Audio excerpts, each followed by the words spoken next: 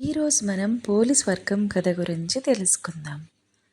పోలి అనగానే మనకి అమావాస్య మరుసటి రోజు గుర్తుకు వస్తుంది. ఈరోజే పోలి పాడ్యమి అనగా సోమవారము 2024వ సంవత్సరం. కార్తీక మాసం చివరికి రాగానే గుర్తుకు వచ్చే కథ పోలి స్వర్గం. ఇంతకీ ఈ పోలి ఎవరు? ఆ కథ ఏమిటి మనం ఇప్పుడు తెలుసుకుందాం.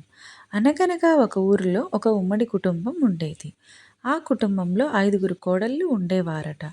వారందరిలో చిన్న కోడలైన పోలికి చిన్నప్పటి నుంచి పూజలన్నా వ్రతాలన్నా మహా ఆసక్తి. ఆ ఆసక్తి వాళ్ళ అత్తగారికి నచ్చేది కాదట. తనంతటి భక్తురాలు లేదని వాళ్ళ అత్తగారి నమ్మకమంట. ఆచారాలను పాటించే హక్కు తనకే ఉందని ఆమె అహంభావం. అందుకే కార్తీక మాసం రాగానే చిన్న కోడలిని కాదని మిగతా కోడళ్లను తీసుకొని నదికి బయలుదేరేది. అక్కడ తన కోడళ్లతో కలిసి చక్కగా నది స్నానం చేసి దీపాలను వెలిగించుకుని వచ్చేది. ఈలోగా కోడలు ఎక్కడ దీపం పెడుతోందో అన్న అనుమానంతో దీపం పెట్టేందుకు కావలసిన సామాగ్రిని ఏది ఇంట్లో లేకుండా జాగ్రత్తపడి మరీ బయలుదేరేవారు అత్తగారు. కార్తీక మాసంలో పోలి దీపం పెట్టకుండా ఉండేందుకు అత్తగారు చేసిన ప్రయత్నాలు సాగనే లేదు.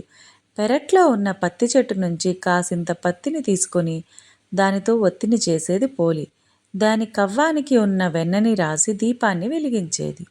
ఆ దీపం కూడా ఎవ్వరికీ కనిపించకుండా ఉండేందుకు దాని మీద బుట్టని బోర్లించేది. ఇలా కార్తీక మాసం అంతా నిర్విఘ్నంగా దీపాలు వెలిగించింది పోలి. చివరికి అమావాస్య రోజు రానే వచ్చింది. కార్తీక మాసం చివరి రోజు కాబట్టి ఆ రోజు కూడా నదీ స్నానం చేసి ఘనంగా కార్తీక దీపాలను వదిలేందుకు అత్తగారు బయలుదేరింది. వెళుతూ వెళుతూ పోలిని ఆ రోజు కూడా దీపాలు పెట్టే తీరిక లేకుండా ఇంటి పనులన్నీ అప్పగించి మరీ వెళ్ళింది. కానీ పోలి ఎప్పటిలాగే ఇంటి పనులు చకచకా ముగించేసుకొని కార్తీక దీపాన్ని వెలిగించేసుకుంది. ఎన్ని అవాంతరాలు వచ్చినా ఎంత కష్టసాధ్యమైనా కూడా ధర్మాచరణ చేసిన పోలిని చూసి దేవతలకు ముచ్చట వేసింది. వెంటనే ఆమెను బొందితో స్వర్గానికి తీసుకువెళ్లేందుకు విమానం దిగి వచ్చింది. అప్పుడే ఇంటికి చేరుకున్న అత్తగారు ఆమె కోడళ్ళు ఆ విమానాన్ని చూసి అది తమ కోసమే వచ్చిందనుకొని మురిసిపోయారు. కానీ అందులో పోలి ఉండేసరికి షాక్ అయ్యారు. ఎలాగైనా ఆమెతో పాటు తాము కూడా స్వర్గానికి వెళ్ళాలనుకునే ఆత్రంలో పోలి కాళ్లను పట్టుకుని వేలాడే ప్రయత్నం చేసినా ఉపయోగం లేకపోయింది.